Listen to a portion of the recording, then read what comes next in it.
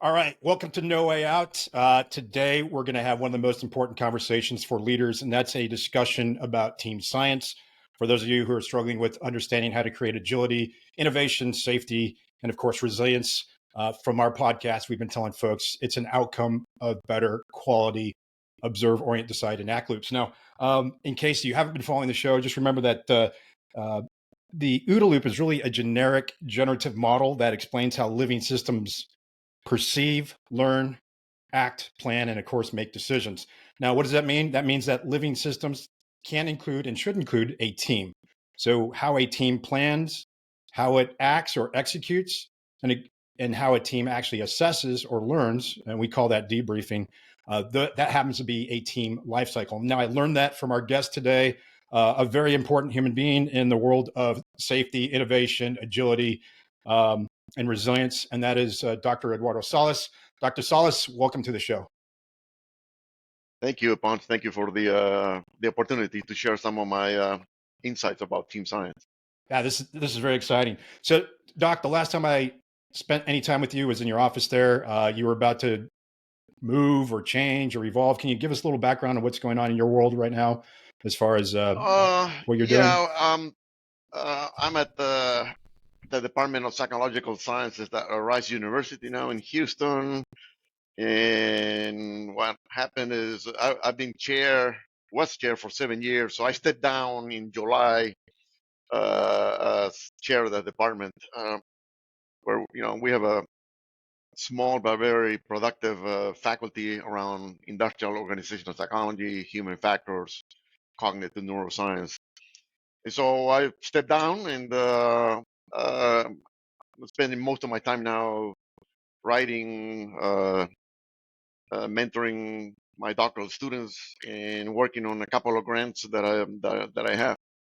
Okay, well, that's great. And we're going to talk a little bit about your history here as well, from a perspective that is familiar to many of my friends in fighter aviation. We'll come back to that. But you're using a lot of big words here: IO psychology, human factors. You're not pushing Scrum or Scaled Agile framework or anything like that. You're talking about real science now, aren't you? Yeah, of course. Organizational psychology and human factors is the science that helps individuals, groups, and organizations at work, right? So um, we are scientists practitioners. That's how I identify myself. So we use the science, psychological science, to improve people's lives at work, and we translate the science such that we can provide evidence-based guidance, evidence-based advice on a number of human resources issues. Right. So let's talk about the current condition right now. You're working with a lot of organizations. You've worked in healthcare, you worked in aviation, you're working with oil and gas, you're working all over the place. Same with me. I've been all over the place as well. And from my perspective, generally, there's a lot of headwinds out there when we start talking about team science and teaming. It's not necessarily people push back against it. It's the assumption that they already know what it means, because they read a book or they've had a Scrum Master come in and teach them something. So the current condition is such that, in my view, people do not want to put any effort into this because it's natural. We already know how to work together as teams. Therefore, why do I need to do this? That's my perspective. I kind of want to hear what you're seeing out in industry as well. Yeah, you're absolutely right. So, with my colleague Scott Tannenbaum, we call that a myth, right? So there's a couple of myths out there in organizations. One is that collaboration, teamwork comes naturally, which is not the case. You have to develop it, you have to manage it, you have to support it, you have to reinforce it. So that's one. And the other one is, um, I usually get organizations that say, "Oh, we already do this," and then when you take a deep dive into this, or what we're doing this already, it's not even close, right? And so one of the things that we try to do is, inform them educate them about the science and why the things that they think they're doing is not what the science is saying. So that's the second thing. And probably a third myth out there is, people say, I don't have time for this. We have a business to run. And so we, with the help of the science again, we provide evidence suggesting that, for example, teamwork leads to better safety, leads to innovation, leads to satisfaction at work, leads to a number of very good outcomes in the organization. So um, while there's a lot of still interest in fostering collaboration and teamwork, there's still some resistance around those three things, those three myths that I just explained. Yeah, but there is a hunger for organizations to create this teamwork because I believe they understand that it's the interactions, it's the behaviors of that complex adaptive system that they have that actually matter. So we know that right now there's a lot of teams in name only because we see it, right? We can actually go in there and be pretty good observers of it and see what teamwork looks like. But these myths seem to get in the way, Yeah, and then you also have a lot of folks selling panaceas and frameworks and things like that, where they'll convince leaders that, hey, you need to spend 2 days learning this thing that is nothing more than a team life cycle. You spend more time on that than you would on focusing on actually developing true teaming skills. So there's a lot of headwinds out there. I'm not saying they're right or wrong. They just are. But that's kind of what we're seeing as well. So I want to go back to current condition.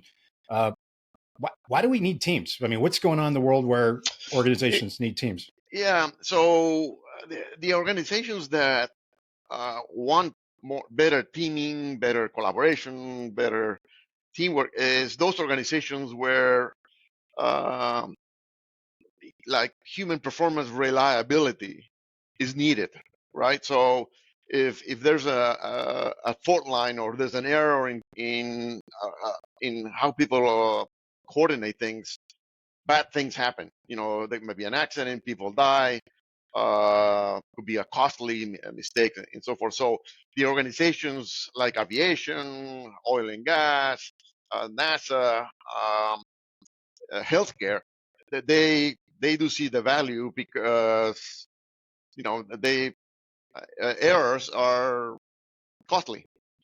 So that's one side. Then there's another side in the corporate world these days that basically there's been data published by economists in the last 10 years that clearly suggests that innovation and knowledge generation comes from multidisciplinary teams.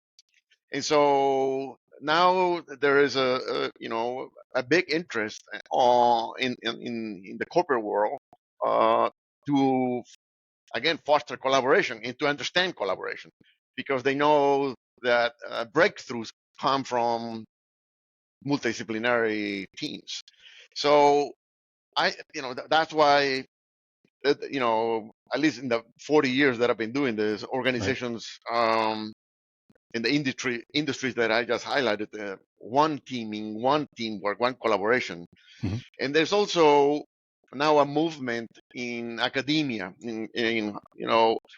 around, it's called the science of team science. Essentially, uh, if innovation and knowledge generation, like I said, comes from multidisciplinary teams, how can we improve collaboration at universities, Mhm. well, scientists, so um, there's also now a significant movement across the country, if not across the world, around science teams.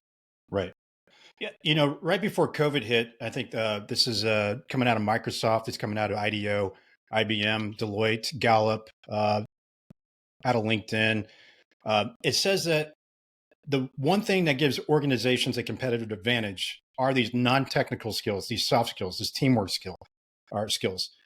It goes by different names: team science, teaming. We are not taught these things, and I know this from my background in fighter aviation. You're not really taught these things in high school or in college, right? They're kind of assumed. So if these things give you an advantage, and what I'm hearing from you is this is starting to be injected into curriculums in higher education. then don't we have a big problem when we look at corporate America and say, hey, you actually have to take some time and learn this as well, right? Is that true? Yeah, but I would tell you that, again, in the 40 years I've been doing this, though 20, 30 years ago, nobody cared about this. Only the high reliability organizations Mm-hmm. did. But lately, there's a lot more interest in trying to foster, understand collaboration. In COVID, changed the workplace, right? So now people are distributed, virtual, um, and they still need to interact with people. They still need to collaborate. They still need to, be part of a team. And so COVID also, the pandemic has created a lot of interest in uh, teamwork. Dare I ask you right now, we're still in the current condition, where do you stand on distributed work, working remotely versus the working together collectively? Yeah, I What think are your there's a thoughts? place for it. I mean, Okay. there's some. All depends on the task, right? In Yeah. the task interdependence, why we need to be a team. So in some cases, uh, distributed teaming is appropriate. In other cases, it's not. But I don't think organizations are now driven by the nature of the task. They're driven by people who want to, given what happened in the pandemic, they want to stay at home. Yeah. They don't want to commute. Um, and so now, what I see more are kind of hybrid teams. Some are distributed, some are not. But it has a place. But I will also tell you that the kind of things that we know from the science, it's when you're in a distributed environment, it makes it a lot more difficult to foster that collaboration. For example, trust. To build trust. Um, it's better when you're in person, right? I see your face, I see your nonverbals, I hear you better. When you're distributed, it's a much challenging thing to obtain.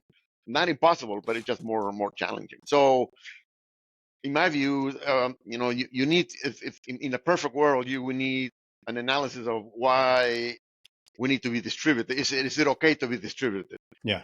Yeah. Uh, but these days, I think it's either the economics or people wanted to, stay home, work at home.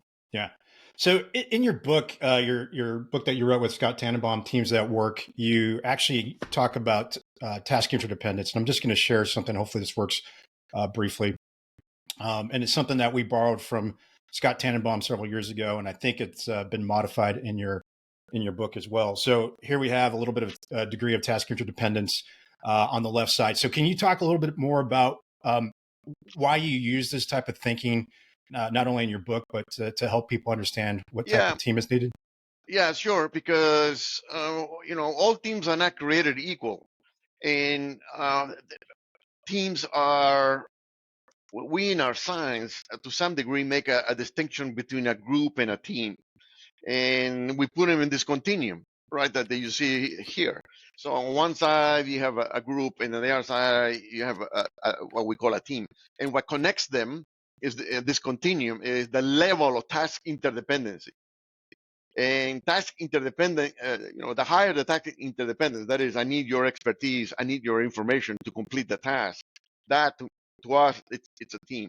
A group is a set of individuals that might go into a room to brainstorm about a problem for a couple hours and they disband. There's no interdependence.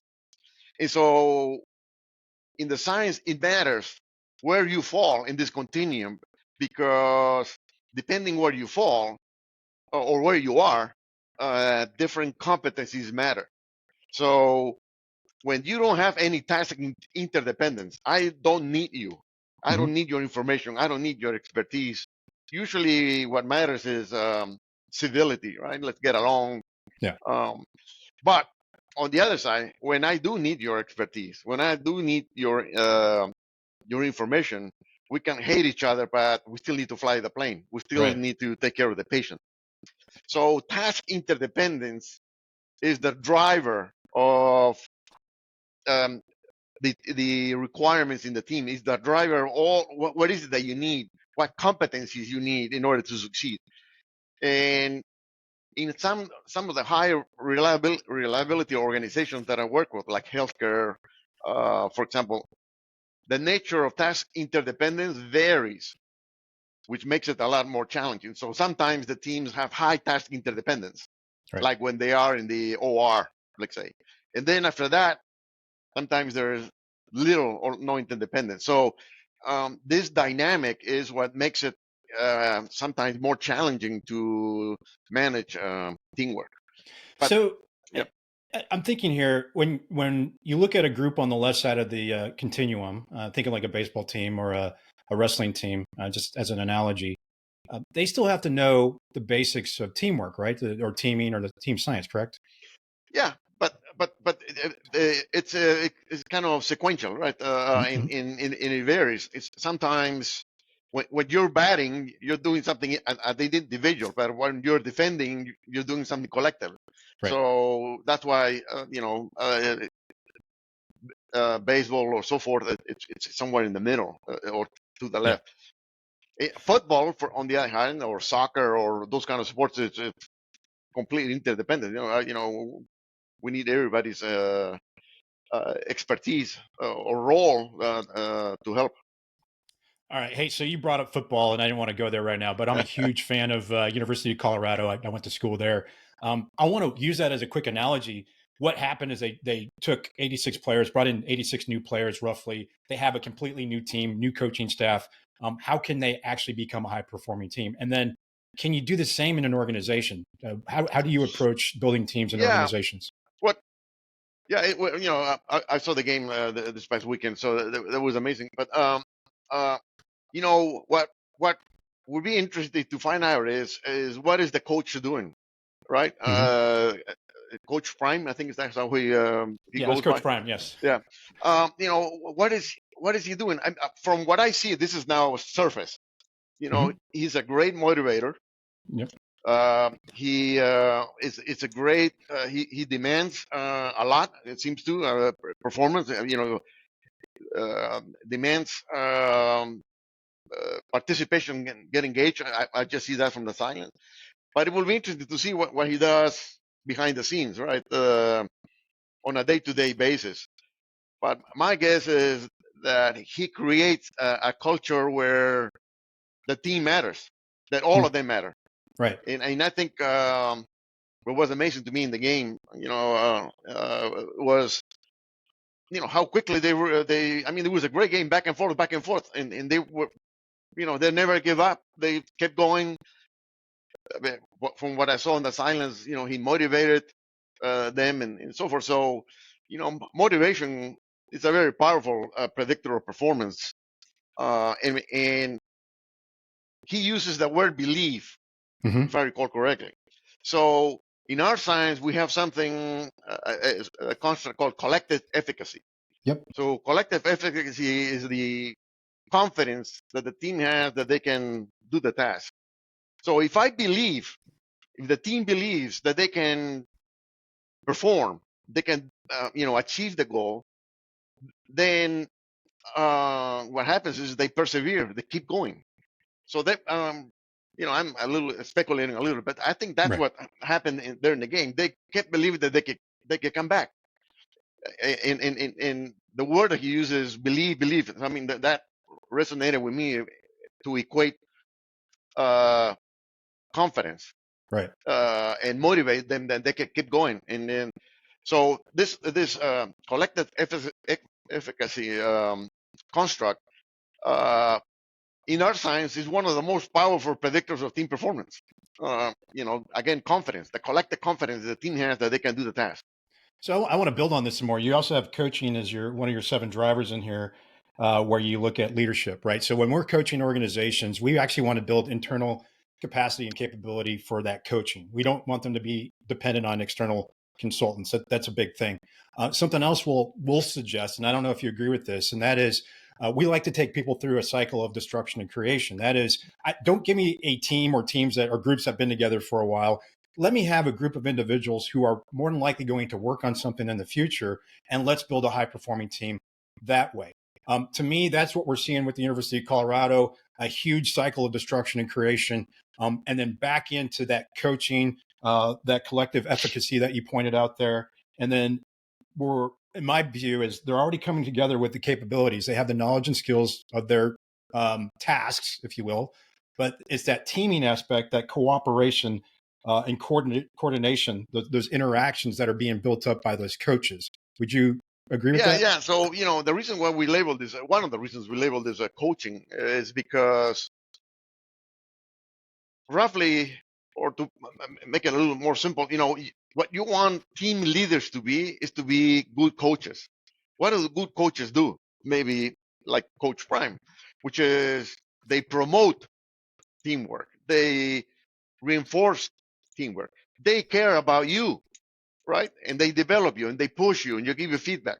So that's what good coaches do. And that's what we want our team leaders to act like a good coach that promotes, develops, cares. And when you have that, then the coach becomes to some degree the glue of the other C's, right? So you have the capability, which Coach Prime apparently overnight changed that, and then now you motivate them, right? You make them believe, and all those things. So the coach matters. The team leader matters, and teams live or die by what the team leader does. Right. So I want to take a step back. You spent 40 years doing this over your lifetime. You've worked with a lot of people that had big egos that looked down and said, I don't need to learn this teaming or human factors thing. I want to go back in time and kind of take some lessons that you've learned and then bring them forward to today. So let's go back to, I think you were doing some work with tactical decision-making under stress with the U.S. Navy and, of course, aviation crew resource management. Walk us through what were some of the big lessons you learned in the implementation of that teamwork training then. Yeah, so there were a number of lessons learned. So this tactical decision making under stress program, TADMOS, was essentially the Office of Naval Research response to the USS Vincennes incident in the late 80s. And so what we learned, I think we did that for 10 years, is we learned the importance of science, evidence. We collect a lot of data with experts in performing real tasks. So we deviated from the team science a little bit by working with experts. And what we wanted to do is, the question we were answering at the time was, how do we turn a team of experts into an expert team? And so data helped us. Two, the Navy gave us access to the experts, right? So we could collect the data. So the access was. Third was, I think this program it was one of the biggest behavioral science programs of the time in the 90s, early 90s. So we were surrounded by critics that would give us feedback, critics that would say, no, don't go to the left, go to the right because it's better. So critics. The other thing that we had a solid theoretical foundation, and the reason I say that is that long time ago, a psychologist said there's nothing more practical than a good theory. And so we use, the shared mental model idea. We were able to convince the commands that this shared mental model, this theory that we're proposing, it matters. And then we collect that data. But probably the best thing we did was we showed two things. One is that we can train we can, how the saying goes, we can train old dogs to get to learn new tricks. Mm-hmm. And so we collected data with experts, with hundreds of hours, either in aviation or in command and control, and we were able to show that they can learn these skills. But to me, uh, at the personal level, I think what the science that we did during those 10 years and the evidence that we provided and so forth is what we were able to do is we change people's mind. That's what I call it, change people's mind.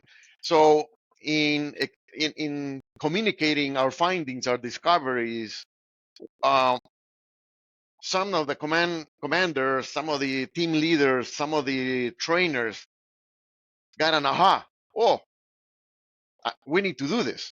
Mm-hmm. And so the power really was not, in my view, not in what we found, but somebody said, "Oh, we need to do something different given that data." And then they went back to their units, to their organizations, to their training commands, and they did something different that came from the data. Yeah. So to me, that was probably not our publications, not our books. It's just that somebody, a team leader, again, a trainer, a commander, heard about us, read one of our papers maybe, or heard Mm-hmm. us speak about this and said, we need to train differently. We need to collect data, measure differently. We need to do something different. So I think that was the most powerful thing. And I think I can humbly say, I think we changed the way Navy did some training, especially in the surface community. Yeah, absolutely. Uh, and so I think that was the biggest, one of the biggest lessons. But the other thing that was important to us, now that I'm remembering, is the partnership. Mm-hmm. So we we learning scientists, team scientists, partner with subject matter experts, right? And all of my colleagues, there were 10, 12 colleagues that were doing all this work. We immerse ourselves in their environments, Right. right? So um, we sweated with them. We got dirty with them. When that happened, then they gave us access. They opened doors to us, and that's how we were able to collect the data that we needed in through the findings. So it was a beautiful experience.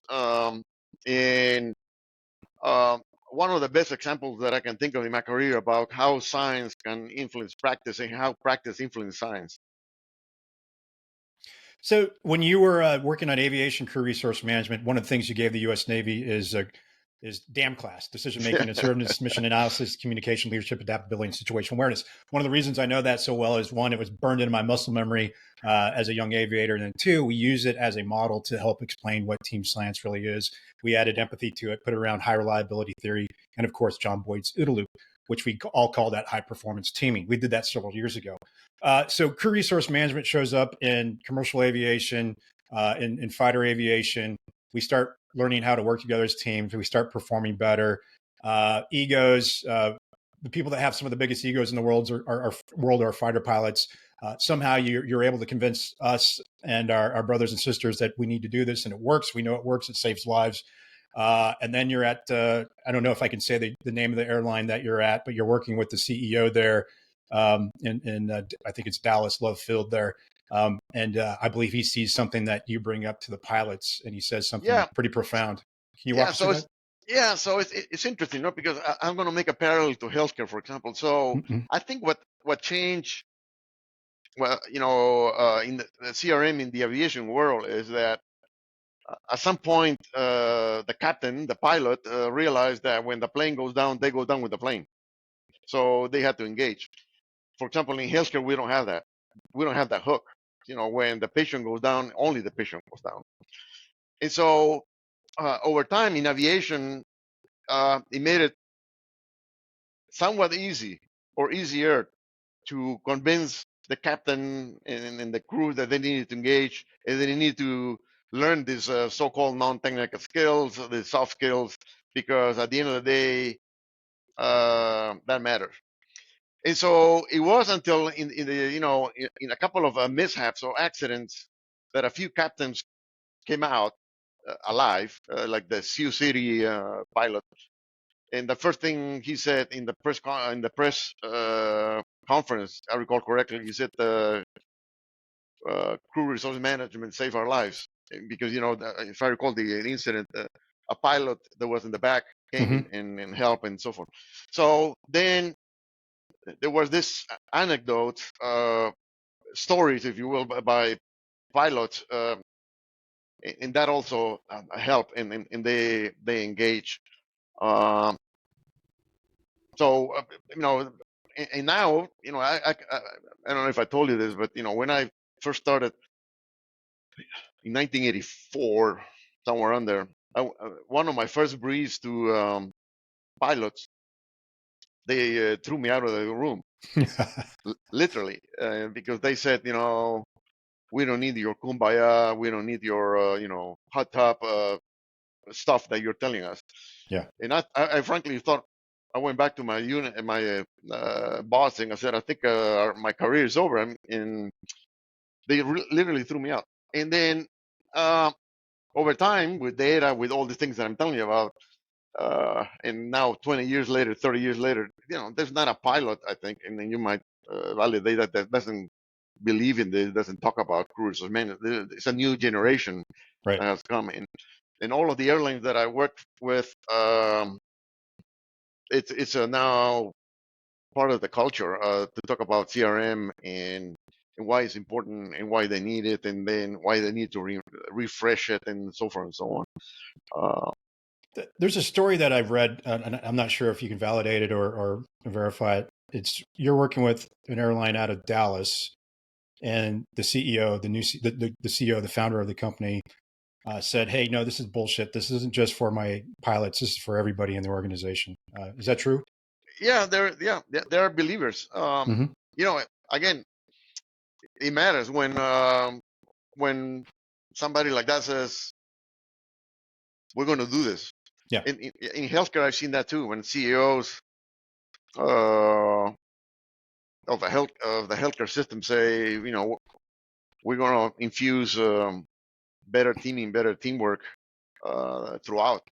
Uh, yeah, I mean, in the many over the years, the places that are across industries, not only aviation but across industries, when the top leadership um, supports the concept, then it matters. And Yeah. as a matter of fact, I tell you that these days when I go to corporations, I say, we know that CRM works, we know that it matters, we know that we can train all dogs to learn new tricks. The big challenge today is how do you sustain the behaviors over time? How do you Yeah. sustain this cognition, these attitudes over time? And that's a top management issue. Right. How the CEOs, CFOs, you name them, the C-suite maintains, sustains these behaviors. So they have to create the conditions Right. that lead to people believing in this and keep doing it and so forth. So the conditions you're talking about, we say, hey, the system drives behavior, the reward systems, the hiring systems, the way people act in that system. That's actually setting the conditions for this. Yeah, So, Doc, we've talked about the why and the what. I think it's time to dive into a little bit more of the how. And there's a lot of folks running around saying we got to do these team building activities, these rope courses, and we got to go do these offsites, and we got to do that. That's how we build high performing teams. We don't agree with that. We do see that as being important, but can you walk us through a little bit of the how you go in and help organizations build these sure. teams? Yeah, I also believe that. So, team building is not the same as team training, right? Team building, which you described, is, you go to, in the wilderness in North Carolina and you wine and dine. It's very different. So, what the data suggests about team building is what people learn after 2 3 days of wining and dining and doing all these non work related tasks. they get a little role clarity, right? They get to know their colleagues, their partners, and they learn about what they do in role clarity, as we know, and it's important. But that's it. In team training is about skill building. Yeah. So I'm going to give you very specific competencies. Psychological safety, collective efficacy. All of these things that we talk about.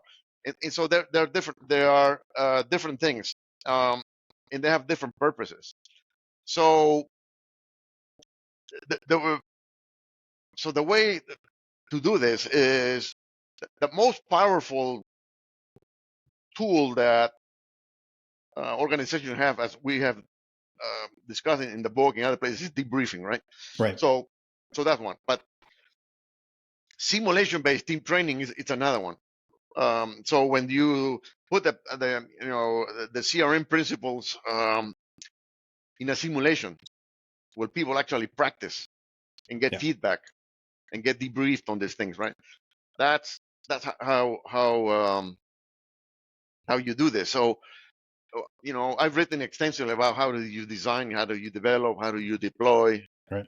and how do you ensure transfer of team training or CRM. And so there are some organizations that follow that. Um, they have good learning specialists that help them with that. But that's how you do it. It's team training, which is different than team building. Um, they all have their place, but I think team building is necessary, but not sufficient for effective teamwork.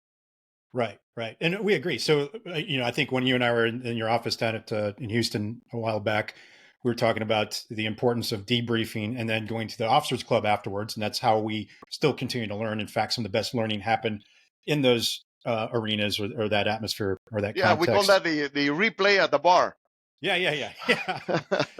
Yeah. And that's, so we're not saying not to do these things. We're saying do them. They're insufficient. Focus on these. If you have 2, 4, 6 days to do something, or 3 or 4 hours, do some type of simulation. Doesn't have to be high fidelity. It can be low fidelity. Right. You get in there. And my view is, let's learn how to plan as a team. Let's learn how to communicate. Let's learn some closed loop communication tools, some effective communication tools. Let's talk about monitoring each other, that situational awareness. How do we create that? What are the tools that are available to us to do that? And then we move on into the assessing or debriefing piece and how to do that effectively. And what we just talked about there are the 3 things, right? You plan, you execute, you assess. And going back to what I brought up about John Boyd's OODA loop, that's, it's perception. How do we perceive? How do we learn? How do we act? How do we plan? So how do we make decisions? I would translate what you're saying into an example. Okay. I tell organizations, teams that pre-brief, perform, and debrief outperform those that don't. So the teams that have that discipline of pre-briefing, performing, and debriefing, they do it. So what industries do that? The military, nuclear power industries, aviation, by and large. And so that discipline, that routine of pre-briefing, performing, and debriefing, if you can do that in your organization and with your teams, high probability of success. Yeah. And let me ask you this, Doc. When we talk about a shared mental model, and I know some people are like pro and anti that term or whatever. I'm in the middle. I don't really mind. When we talk about a shared mental model of planning, we can have many examples of great effective planning processes. The problem with that is if we're on a group or on a team and each of us has their own example, we don't have a shared mental model of how to work together. Is that correct? Yeah. And so what we want to do is we want to inject one effective, good mental model. And I'm using good for a reason here because it can always get better. It's not a best practice. It's a good practice. So we borrow from people that already know how to do this at a high level, emulate it, make it our own, and then repeat it throughout either the organization or just a group or however, whatever's in your span of control. Is that about right? Yeah. Okay. Yeah. Yeah. And the same thing is true with debriefing. We're talking a lot about, we want to minimize surprise and when it comes to working together as teams. So if I go in and I have to learn a new way to debrief or do a retrospective every week, that's actually increasing surprise. It's not good for everybody. We do want to keep things kind of stable, but at the same time, and that builds that mental model, that muscle memory where I can go and apply it to a meeting. I go apply it to a group of people, like a babysitter if I need to do it at home. But it scales, right? So Yeah, yeah. are So, we? uh, yeah, debriefing. I mean, I- in my view, we know a lot about the structure of a good debrief. Mhm. What are the elements that you need in a good debrief? I think the challenge with debriefing is uh, doing them. Yeah, So in aviation, it's a lot. It's almost like a mandate, right? And it's routine. Nuclear power industry is also at least when I worked with the Navy in the military too. But in healthcare, in other industries, it's a lot tougher to do a debriefing, especially after let's say an OR after a surgery. As you know, hospitals, they do the workload is unbelievable, and so it's in some industries it's tough to do or very challenging to do a debriefing. Uh, but slowly healthcare is doing that. So the more you structure the reflection, which is what debriefing does, yeah, the better you are. And sometimes you only need 3 minutes, right? This is not a yeah. 3 hour ordeal. It's you just need 3 minutes to talk about what we did and how can we get better. Yeah, I've had those 3 hour long debriefs that focused on 30 seconds of a dogfight, right? Yeah, And yeah, for me, it's about building that situational awareness so the next time I go out there, I can see what's happening, right? So you can't improve the future without understanding the past. And when we walk people through how we perceive reality, and it's a construct, it's built inside, uh, top yeah, down, inside out.